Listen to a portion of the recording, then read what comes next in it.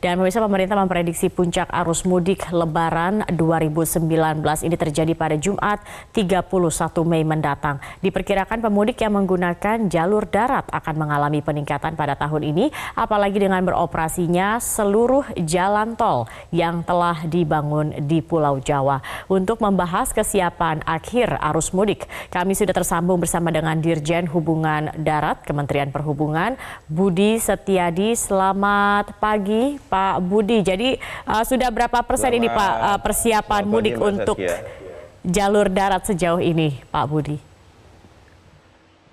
Saya kira saya berani memastikan bahwa saat sekarang ini, karena dari sisi perencanaan kita sudah mulai bulan Februari sudah kita lakukan. Dan belakangan ini baik saya maupun Pak Kakor Lantas Polri dan juga termasuk Pak Menteri dengan beberapa menteri yang terkait seperti Menteri Kesehatan sudah langsung on the spot ke lapangan untuk mengecek terhadap beberapa kegiatan perencanaan yang sudah kita lakukan.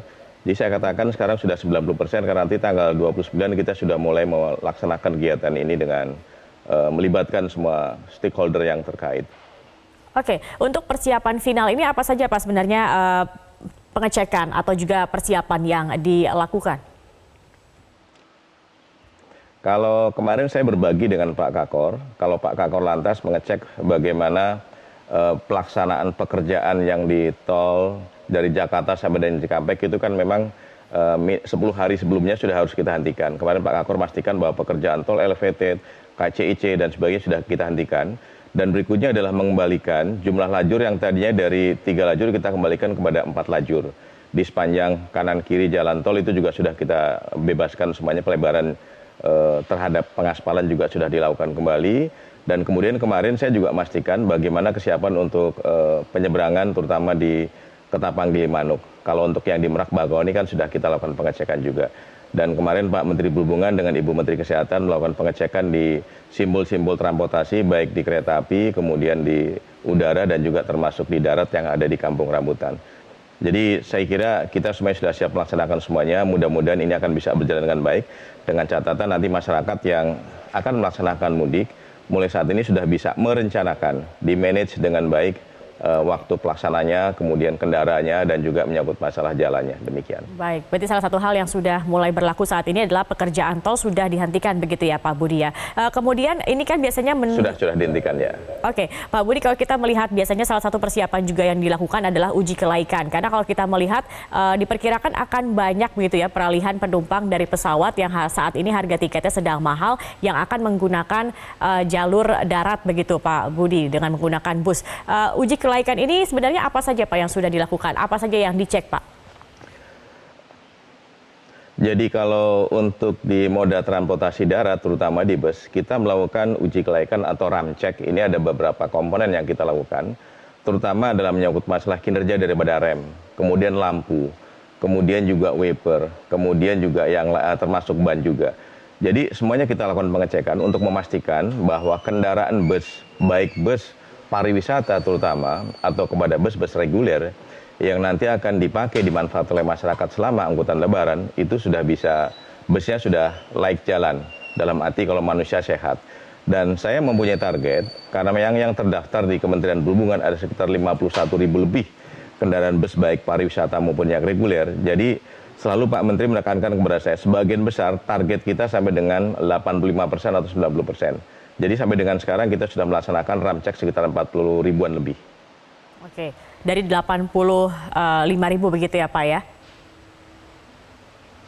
51.000. Oh maaf, 51.000, baik. Dan kemudian bagaimana juga kita sebagai penumpang begitu Pak mengetahui bahwa kendaraan ini sudah lulus begitu atau sudah layak untuk digunakan. Apa sebenarnya tanda yang bisa dibaca oleh oleh masyarakat begitu ketika akan menggunakan kendaraan-kendaraan bus ini?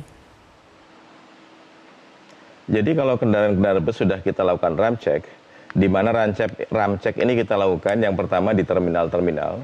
Kemudian juga di masing-masing pool bus juga dilakukan. Dan ini gabungan antara pihak Kementerian Perhubungan, kemudian Dinas Perhubungan Provinsi, Dinas Perhubungan Kabupaten Kota, dan termasuk dibantu dari jajaran kepolisian. Setiap bus yang sudah lolos RAM check, itu kita berikan stiker ya. Dan stiker itu kita pasang di kaca bagian depan sebelah kiri. Jadi kalau sudah ada stiker seperti itu, berarti mobilnya sudah dilakukan RAM check. Dan itu agak menjamin, saya katakan, agak menjamin bahwa mobil busnya laik jalan. Namun demikian semua tergantung dengan pengemudi. Kita juga melakukan kerjasama dengan BNN biasanya.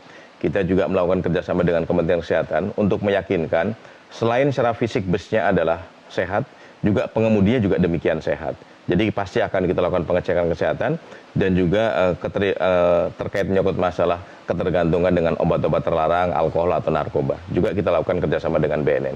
Demikian. Baik, Pak Budi, tadi di awal saya sempat mengatakan bahwa ini kan tiket pesawat mahal, begitu kemudian juga mungkin banyak masyarakat yang akan beralih. Anda sendiri apakah memiliki data bahwa memang ada peningkatan begitu untuk masyarakat yang mudik dengan menggunakan jalur darat, Pak, terkait dengan hal ini? Ya, kalau dari hasil penelitian yang dilakukan oleh Badan Litbang Kementerian Perhubungan, tahun 2019 dibanding dengan 2018, di tahun 2019 ini, potensi yang mudik itu memang dengan hasil Litbang yang ada, itu sekitar 24 jutaan lebih. Dan itu juga sebagian besar sekitar hampir 980 ribu adalah para pemudik sepeda motor. Jadi dengan data seperti itu memang setiap tahun ada kenaikan, namun demikian kita coba manage, bahwa yang selalu kita sampaikan adalah para pemudik yang pertama jangan menggunakan sepeda motor. Karena setiap tahun juga pasti Kementerian Perhubungan dengan swasta, dengan BUMN, pasti akan menyelenggarakan mudik gratis dengan mengangkut sepeda motor para pemudik itu sendiri.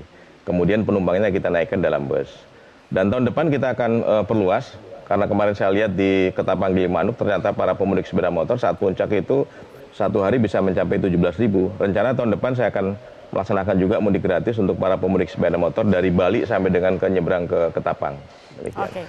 Baik, baik. Pak, kalau kita melihat mungkin ini akan menjadi sebuah keuntungan begitu ya. Tapi kalau kita melihat ini kan apalagi ada rencana pemberlakuan one way begitu Pak untuk kendaraan khususnya yang tujuan Jawa Tengah dan juga ke Jawa Timur begitu. Nah ini bagaimana Pak terkait dengan hal ini? Kemudian bus yang sudah mengantarkan para pemudik di lokasi ini kan artinya mereka tidak bisa kembali lagi kalau satu arah ini diberlakukan atau mereka harus melalui jalur biasa begitu Pak. Ini bukannya malah merugikan bagi para kendaraan bus ini, Pak?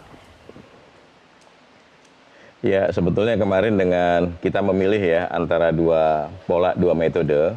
Yang pertama dengan ganjil genap, yang kedua dengan one way. Kemudian setelah dilakukan pendalaman, setelah dilakukan diskusi, memang kita lebih memilih dengan menggunakan one way. Namun demikian, one way yang kita lakukan, memang saya kira ada kurang lebihnya. Semuanya ada kekurangannya. Seperti yang disampaikan oleh para asosiasi pengusaha kendaraan bus, IPOMI atau Organda menyampaikan bahwa kemungkinan kembalinya setelah mengantarkan para pemudik dari Jakarta kembalinya agak terhambat.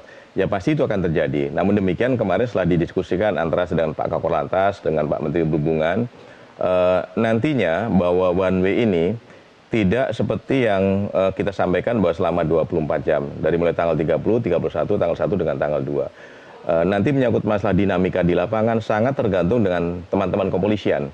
Jadi Polri akan mengatur lebih lanjut, karena memang bus begitu mengantarkan penumpang dari Jakarta sampai ke Jawa Tengah atau Jawa Timur, kembalinya juga harus cepat karena memang di Jakarta cukup banyak penumpang yang ingin kembali ke wilayah-wilayah mereka masing-masing. Jadi dengan demikian nanti khusus untuk bus, Pak Kakor Lantas kemarin sudah mendiskusikan nanti ada skema khusus apakah dengan pengawalan atau dilakukan dengan kontraflow. Tapi menyangkut masalah waktunya, menyangkut masalah jamnya dan tanggalnya, nanti teman-teman kepolisian atau Pak Kakor akan mengatur lebih lanjut. Jadi artinya dinamika di lapangan sangat memungkinkan. Ya, tidak begitu statis, tapi kemudian bisa dinamis kita di lapangan. Artinya ini memang sudah juga diantisipasi begitu ya Pak Budi ya.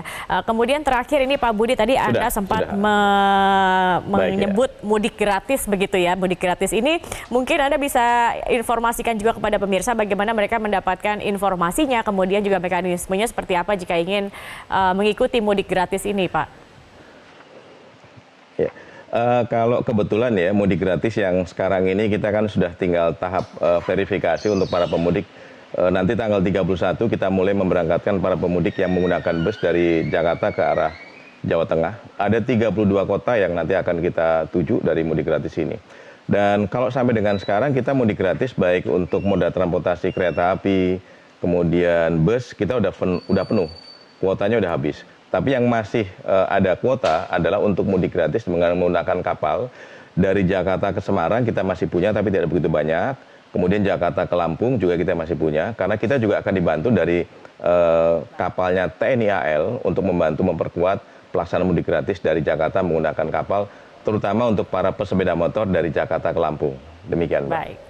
Baik. Kita harapkan mudik 2009 ini dapat berjalan baik dan lancar. Pak Budi Setiadi, Dirjen Hubungan Darat Kementerian Perhubungan, terima kasih sudah bergabung bersama kami di Metro Pagi Prime Time.